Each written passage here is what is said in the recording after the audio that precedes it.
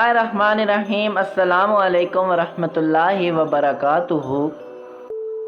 جب کوئی قوم اپنے تکبر کی وجہ سے اللہ تعالیٰ کی ذات کو بلا دیتی ہے یا اللہ تعالیٰ کی نافرمانی کرنے لگتی ہے تو اللہ تعالیٰ کا اس قوم پر عذاب آ جاتا ہے۔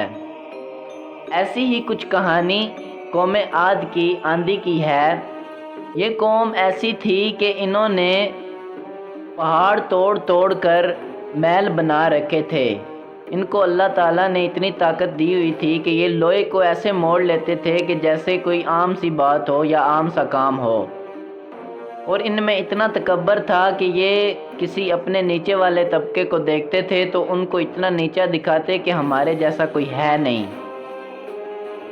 قوم عاد مقام اعقاف میں رہتی تھی جو عمان و حضر موت کے درمیان ایک بڑا ریگستان ہے۔ قصہ شروع کرنے سے پہلے میں آپ سے گزارش کرتا ہوں کہ آپ میرے چینل کو سبسکرائب کر دیں اور ساتھ بیل آئیکن کو دبا دیں تاکہ میری ہر آنے والی نئی اسلامک ویڈیو آپ تک پہنچ سکے۔ ان کے مورث اعلیٰ کا نام عاد بن اوس بن ارم بن سام بن نوح ہے۔ پوری قوم کو لوگ ان کے مورث اعلیٰ عاد کے نام سے پکارنے لگے۔ یہ لوگ بت پرست اور بہت بد اعمال و بد کردار تھے۔ اللہ تعالیٰ نے اپنے پیغمبر حضرت ہود علیہ السلام کو ان لوگوں کی ہدایت کے لیے بھیجا، مگر اس قوم نے اپنے تکبر و سرکشی کی وجہ سے حضرت ہود علیہ السلام کو جھٹلا دیا اور اپنے کفر پر اڑے رہے۔ حضرت ہود علیہ السلام بار بار ان سرکشوں کو عذاب الہی سے ڈراتے رہے، مگر اس شریر قوم نے نہایت ہی بے باکی اور گستاخی کے ساتھ اپنے نبی سے یہ کہہ دیا کہ کیا تم ہمارے پاس اس لیے آئے ہو کہ ہم ایک اللہ تعالیٰ کو پوجیں اور جو ہمارے باپ دادا پوجتے تھے انہیں چھوڑ دیں؟ تو تم لاؤ جس کا تم ہم سے وعدہ کر رہے ہو اگر تم سچے ہو۔ آخر عذاب الہی کی جھلکیاں شروع ہو گئیں۔ 3 سال تک بارش نہیں ہوئی اور ہر طرف قحط و خشک سالی کا دورہ ہو گیا، یہاں تک کہ لوگ اناج کے دانے دانے کو ترس گئے۔ اس زمانے کا یہ دستور تھا کہ جب کوئی بلا اور مصیبت آتی تھی تو لوگ مکہ معظمہ جا کر خانہ کعبہ میں دعائیں مانگتے تھے تو بلائیں ٹل جاتی تھی۔ چنانچہ ایک جماعت مکہ معظمہ گئی۔ اس جماعت میں مرثد بن سعد نامی ایک شخص بھی تھا جو مومن تھا مگر اپنے ایمان کو قوم سے چھپائے ہوئے تھا۔ جب ان لوگوں نے کعبہ معظمہ میں دعا مانگنی شروع کی تو مرثد بن سعد کا ایمانی جذبہ بیدار ہو گیا اور اس نے تڑپ کر کہا کہ اے میری قوم، تم لاکھ دعائیں مانگو مگر خدا کی قسم اس وقت تک پانی نہیں برسے گا جب تک تم لوگ اپنے نبی حضرت ہود علیہ السلام پر ایمان نہ لاؤ گے۔ حضرت مرثد بن سعد نے جب اپنا ایمان ظاہر کر دیا تو قوم عاد کے شریروں نے ان کو مار پیٹ کر الگ کر دیا اور دعائیں مانگنے لگے کہ اس وقت اللہ تعالیٰ نے 3 بدلیاں بھیجیں،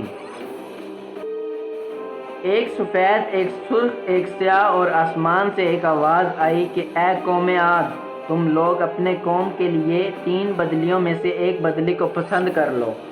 ان لوگوں نے کالی بدلی کو پسند کر لیا اور یہ لوگ اس خیال میں مگن تھے کہ کالی بدلی خوب زیادہ بارش دے گی۔ چنانچہ وہ ابر سیاہ قوم عاد کی آبادیوں کی طرف چل پڑا۔ قوم عاد کے لوگ کالی بدلی کو دیکھ کر بہت خوش ہوئے۔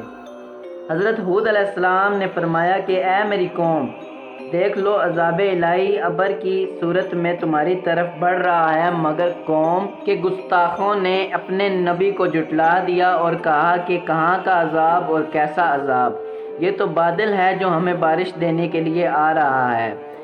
یہ بادل پچھم کی طرف سے آبادیوں کی طرف برابر بڑھتا رہا اور ایک دم ناگہاں اس میں سے ایک آندھی آئی جو اتنی شدید تھی کہ اونٹوں کو ماں ان کے سوار کے اڑا کر کہیں سے کہیں پھینک دیتی تھی، پھر اتنی زوردار ہو گئی کہ درختوں کو جڑوں سے اکھاڑ کر بند کر لیا، مگر آندھی کے جھونکے نہ صرف دروازوں کو اکھاڑ کر لے گئے بلکہ پوری عمارتوں کو جھنجھوڑ کر ان کی اینٹ سے اینٹ بجا دی۔ 7 رات اور 8 دن مسلسل یہ آندھی چلتی رہی، یہاں تک کہ قوم عاد کا ایک ایک آدمی مر کر فنا ہو گیا اور اس قوم کا ایک بچہ بھی باقی نہ رہا۔ جب آندھی ختم ہوئی تو اس قوم کی لمبی لمبی لاشیں زمین پر اس طرح پڑی ہوئی تھیں جس طرح کھجوروں کے درخت اکھڑ کر زمین پر پڑے ہوں۔ پھر قدرت خداوندی سے کالے رنگ کے پرندوں کا ایک غول نمودار ہوا جنہوں نے ان کی لاشوں کو اٹھا اٹھا کر سمندر میں پھینک دیا، اور حضرت ہود علیہ السلام نے اس بستی کو چھوڑ دیا اور چند مومنین کو جو ایمان لائے تھے ساتھ لے کر مکہ مکرمہ چلے گئے اور آخری زندگی تک بیت اللہ شریف میں عبادت کرتے رہے۔ درس ہدایت۔ قرآن کریم کے اس دردناک واقعہ سے یہ سبق ملتا ہے کہ قوم عاد جو بڑی طاقتور اور قد آور قوم تھی، اور ان لوگوں کی مالی خوشحالی بھی نہایت مستحکم تھی کیونکہ لہلاتی کھیتیاں اور ہرے بھرے باغات ان کے پاس تھے۔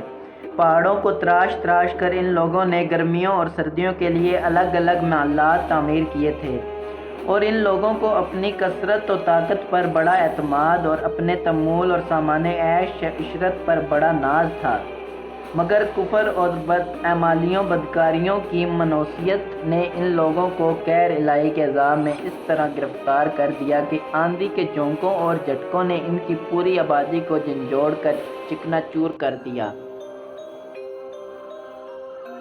اور اس پوری قوم کے وجود کو صفحہ ہستی سے اس طرح مٹا دیا کہ ان کی قبروں کا بھی کہیں نشان باقی نہ رہا۔ تو پھر بھلا ہم لوگوں جیسی کمزور قوموں کا کیا ٹھکانہ ہے کہ عذاب الہی کے جھٹکوں کی تاب لا سکیں گی؟ اس لیے جن لوگوں کو اپنی اور اپنی نسلوں کی خیریت و بقا منظور ہے، انہیں لازم ہے کہ وہ اللہ اور رسول کی نافرمانیوں اور بدعمالیوں سے ہمیشہ بچتے رہیں اور اپنی کوشش اور طاقت بھر اعمال صالحہ اور نیکیاں کرتے رہیں، ورنہ قرآن مجید کی آیتیں ہمیں جھنجھوڑ کر یہ سبق دے رہی ہیں کہ نیکی کی تاثیر آبادی اور بدی کی تاثیر بربادی ہے۔ اللہ تعالی ہمیں عمل کرنے کی توفیق عطا فرمائے اور ہمیں تکبر جیسی بری شے سے نجات دے۔ اللہ ہمیں سمجھ عطا کرے۔ اگر آپ کو ویڈیو اچھی لگی ہے تو پلیز لائک کر دیجئے گا، اور اگر آپ میرے چینل پر نئے ہیں تو سبسکرائب کر دیں۔ جزاک اللہ، اللہ کے حوالے۔